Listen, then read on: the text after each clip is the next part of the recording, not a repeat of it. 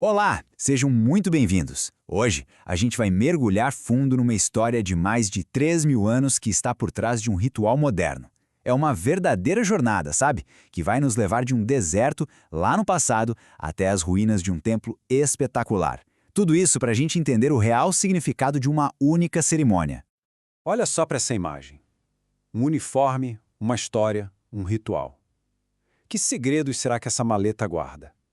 Ela é muito, mas muito mais do que parece. É, na verdade, uma chave para uma narrativa que atravessa milênios. E é essa chave que a gente vai usar hoje para desvendar tudo isso. E para a gente começar, a ideia principal vem direto da fonte. Compreender a história é a chave para abrir a porta do entendimento e aproveitar ao máximo o arco real. Essa é a cerimônia que estamos explorando. Então, é exatamente isso que a gente vai fazer aqui, entender a história para poder entender o presente. Então, tá. Por onde essa história toda começa? Nossa investigação vai nos levar a 3 momentos que são assim cruciais no tempo. Bom, vamos lá. A nossa história se desenrola em 3 atos principais. A gente começa lá em 1500 a.C., com um lugar sagrado no meio do deserto. Depois, damos um salto para 1000 a.C., quando um templo glorioso é construído. E por fim, a gente chega em 500 a.C., uma época de tragédia, mas também de um novo começo. Esses são os pilares de tudo que a gente vai ver. Nossa primeira parada é lá atrás, em 1500 a.C.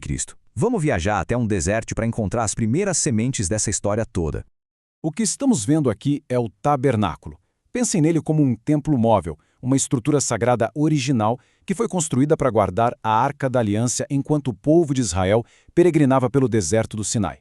É como se fosse o protótipo, a semente do grande templo que ainda estava por vir. Agora, uma coisa muito interessante aqui são as 3 figuras-chave dessa época.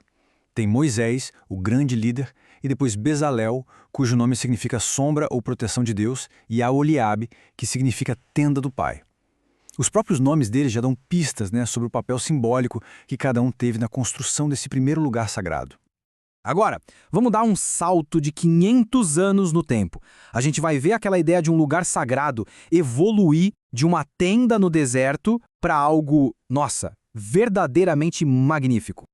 E então chegamos na era da chamada Segunda Loja ou Loja Sagrada por volta de 1000 a.C. É aqui que a gente viu a construção do templo monumental do rei Salomão. Foi um feito de arquitetura incrível, realizado com a ajuda de Hiram, o rei de Tiro, e do mestre arquiteto Hiram Abif. Foi sem dúvida uma era de ouro da construção. Mas, bem no auge dessa glória toda, a história dá uma virada bem dramática. Uma grande tragédia acontece. O mestre arquiteto Hiram Abif é assassinado. E, como a tradição conta, com a morte dele, os segredos genuínos de um mestre maçom são perdidos. E é isso que dá o pontapé inicial para uma busca que duraria quase 500 anos por um conhecimento profundo que, de repente, tinha desaparecido. A partir daqui, a narrativa fica ainda mais sombria. Depois de perder o arquiteto, o que será que aconteceu com aquela estrutura magnífica que ele ajudou a criar? Por volta de 587 a.C., vem a catástrofe. Nabucodonosor, o rei da Babilônia, invade Jerusalém e destrói completamente o Templo de Salomão. E não para por aí. O povo israelita é levado para um exílio de 70 anos na Babilônia. Mas depois de décadas no exílio, uma nova potência surge no cenário mundial. E com ela, uma chance que ninguém esperava, uma chance de renovação e de reconstrução. Esse é o rei Ciro, da Pérsia. Ele derrota os babilônios e, num gesto impressionante, permite que os israelitas que estavam no exílio voltem para Jerusalém com uma missão: reconstruir o seu templo. Ciro se torna então uma figura central de libertação nessa história. Então, para ficar bem claro, o ponto crucial é este. Existem 2 períodos de tempo bem distintos que são o coração da história dessa cerimônia.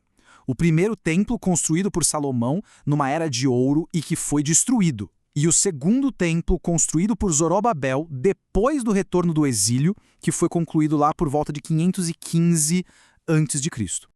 E agora vem a parte mais fascinante de todas. Vamos ver como essa história épica inteira, que vai do deserto às ruínas e de volta à reconstrução, é reencenada passo a passo na cerimônia moderna. Pois é. Toda essa jornada histórica que a gente acabou de percorrer é representada de forma simbólica em 4 locais-chave dentro da cerimônia. Funciona quase como um mapa vivo, sabe? E essa imagem aqui mostra isso perfeitamente. A moderna sala do capítulo não é só uma sala qualquer. Ela se transforma num palco vivo para essa história tão antiga ganhar vida de novo. E aqui está o mapa dessa jornada. A cerimônia começa lá no Sinai, lembrando o tabernáculo original. De lá, os participantes viajam simbolicamente, claro, para as ruínas do templo, procurando o que foi perdido. O clímax da história acontece no Sanctum Sanctorum, o lugar mais sagrado, onde os segredos são finalmente redescobertos. E para fechar, a jornada termina no Sinédrio, que é o conselho onde tudo que foi encontrado é apresentado. A história conta que os segredos estavam enterrados em um cofre escuro e profundo, só esperando para serem redescobertos por pesquisadores bem diligentes, que na cerimônia são conhecidos como os peregrinos. Isso reforça demais todo aquele tema de perda e, finalmente, de recuperação. E tudo isso nos leva a uma pergunta final que é fundamental. Afinal de contas, por que reencenar uma história de 3.000 anos atrás? Qual é o sentido disso hoje? A resposta é: para transformar a história em uma lição viva, uma lição sobre perseverança, mesmo diante da perda, e sobre a recompensa que existe em redescobrir aquilo que é verdadeiramente valioso. No fim das contas, a cerimônia pega essas virtudes abstratas da história e transforma em algo que pode ser sentido, algo tangível e pessoal.